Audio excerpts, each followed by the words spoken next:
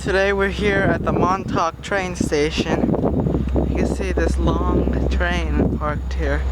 And I'm gonna walk down to the platform.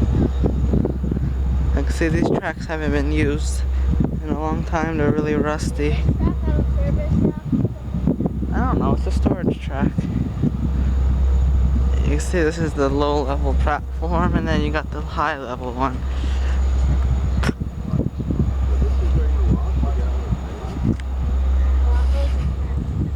We're here we found this engine here, engine 504, on a 8-car train here. We're walking this, and this platform is really skinny.